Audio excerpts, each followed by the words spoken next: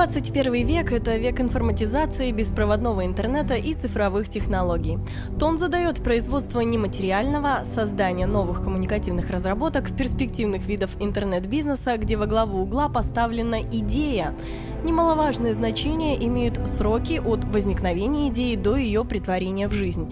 В этом плане наиболее экономически конкурентоспособны страны, которые поняли это раньше. В Соединенных Штатах Америки на базе Стэнфордского университета после Второй мировой войны был создан индустриальный парк, который впоследствии превратился в известную Силиконовую долину, она же Кремниевая долина. Конечно, это все зародилось в Силиконовой долине, всем известно, Кремниевой долине. Какие там ключевые вещи собрались? Первое. Там была научная база университета, и были люди, которые обладали идеями, передовыми на тот момент времени, и которые хотели свои идеи внедрить. Слава богу, университет был не бедный. Второй ресурс – деньги, у них были. Но даже вот этих двух ресурсов недостаточно было. Нужна была не просто земля, нужны были помещения, производственные, офисные, ну все, что требуется для реализации проекта. И, собственно, университет этим начал заниматься. И с тех пор вот эти три составляющие – человек, деньги и инфраструктура – они вот являются основными элементами инновационной системы. Поэтому мы создаем первое, мы создаем условия финансирования, мы создаем инфраструктурные условия, то есть производственные помещения, офисные помещения. И третье, мы осуществляем мероприятия по интеграции.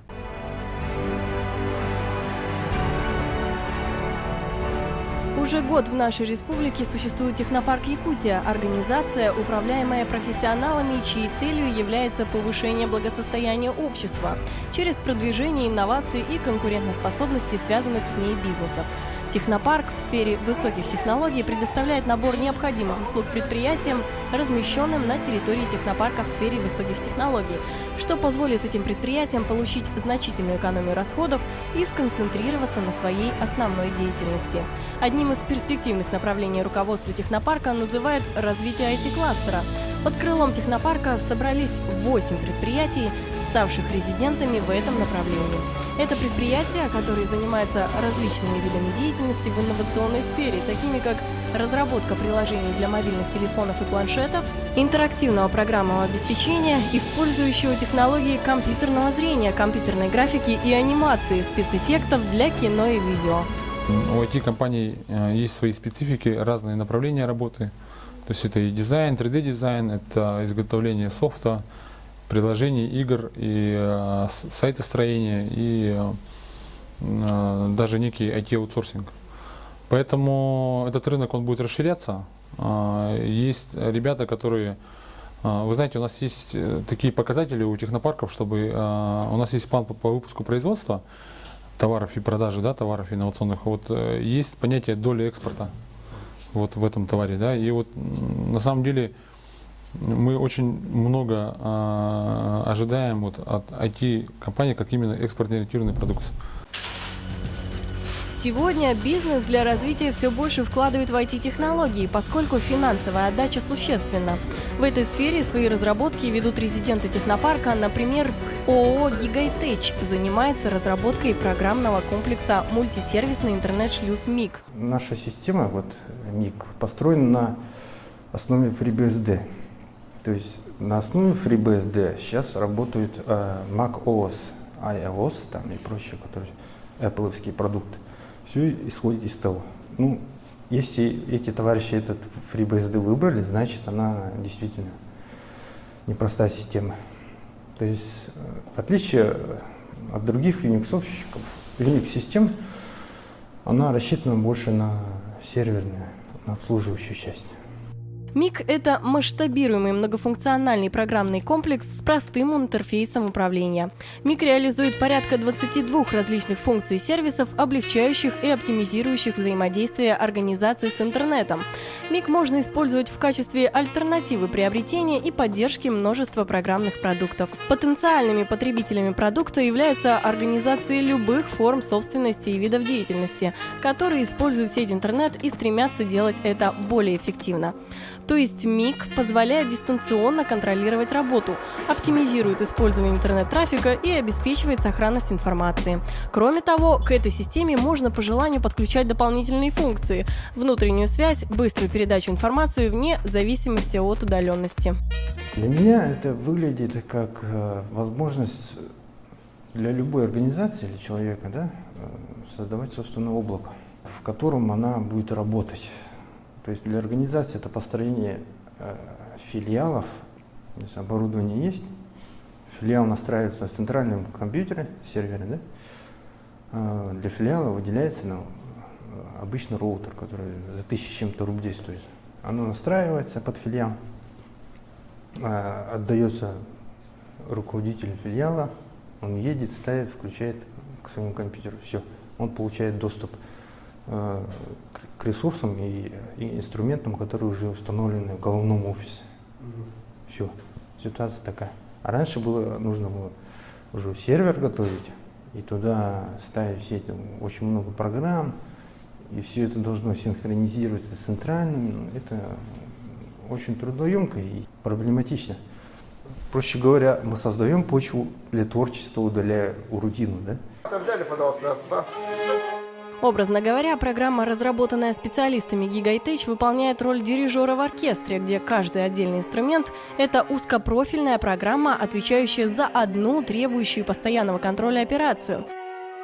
Когда таких программ несколько, организовать стабильную работу всего рабочего процесса человеку становится сложно. В некоторых случаях практически невозможно без существенной потери самого ценного ресурса – времени. МИК постоянно держит под контролем оркестр, состоящий из необходимых программ, возвращая в штатный режим при сбое. Более того, постоянно проводя профилактические мероприятия, сводит вероятность сбоя в работе к нулю. Это серверные тут проекты. Здесь, как бы, грубо говоря, мозговой центр тут проекта. Ну, здесь сосредоточены все серверы. Изначально нам нужен был как, для подсчета трафика, например, мы смотрели, например, тот же трафик-инспектор, предпочтение отдали этому МИГу. Потом со временем он начал развиваться, и уже как бы разработчики, они как бы нам навстречу пошли и начали туда внедрять некоторые, те функции, которые нам нужны были. Там почта там же находится, там веб-сервер там же находится. При управлении основных, как бы, знать его как бы не обязательно, потому что все равно идет управление идет все через веб-интерфейс полностью. То есть ты заводишь пользователя, ты его заводишь в какую-то группу, и дальше уже начинаешь ему какие-то права, то есть ему что-то можно, что-то нельзя, или наоборот, вообще ничего нельзя, только почта. То есть очень удобно, особенно для тех, кто не сильно разбирается в тех же FreeBSD. Предыстория создания этого уникального программного обеспечения такова. То есть начальник мне поставил задачу, нужно организовать доступ сотрудников в интернет. Я облазил интернет, посмотрел программы, которые существуют, которые могут это сделать. Но были операционные системы тогда в ходу Linux, FreeBSD, на которых все это можно было собрать вручную. То есть используя специализированные программы, которые входят в их состав. В ходе решения этих проблем, то есть я задачу эту решил, но столкнулись с тем, что пользоваться неудобно. И поэтому я для себя делал инструменты управления всей этой системой. Получается, FreeBSD и ее компонентами. И так, в принципе, и родился МИК. То есть он был создан для облегчения управления системами. В России имеется собственная стратегия развития науки и формирования национальной инновационной системы. Существуют государственные научные фонды, призванные создавать благоприятные условия для предпринимательской деятельности малых наукоемких предприятий. Таким учреждением является фонд Бортника. Правительством Российской Федерации было установлено, что в фонд направляются 1,5% средств федерального бюджета на науку. То, что вот этот проект победил на конкурсе, говорит о том, что сама идея и сама команда на тот момент была, естественно, выше среднего. А на тот момент конкурсность была порядка из 700-800 претендентов попасть в первую сотню по стране. Это просто говорит о качестве. Пройденный первый этап в федеральном конкурсе уже доказал состоятельность данного проекта. Уже сегодня специалисты отмечают уникальность программы в универсальности.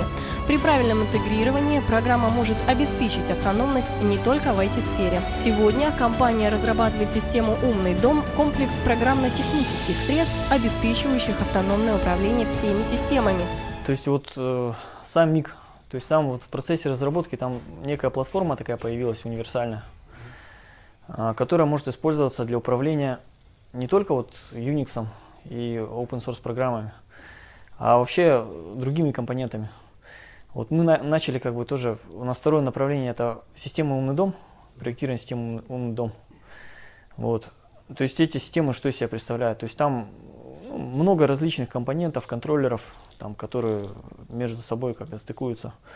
И вот, в принципе, мы можем как бы сделать платформу для управления умным домом на базе вот этой платформы универсальный МИГ. Многие изобретения вначале переживают детские болезни. Руководитель молодой компании призывает к сотрудничеству талантливых программистов. Команда Gigatech активно работает над совершенствованием своего продукта. Специалисты компании организовывали обратную оперативную связь по обслуживанию МИГ. Сегодня существующие аналоги пока уступают по некоторым аспектам детищу резидента. Являясь резидентом технопарка, ООО «Gigatech» имеет возможность вывести свою разработку на федеральный и мировой уровень. Ну, все в их руках. Еще раз говорю, технопарк дает только возможность, площадку.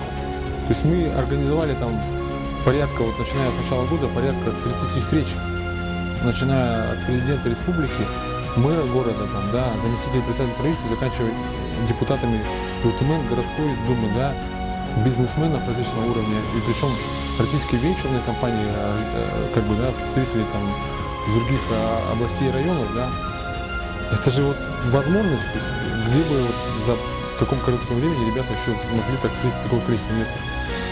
То есть после каждой встречи практически есть контракты подписаны. Все в руках ребят самих.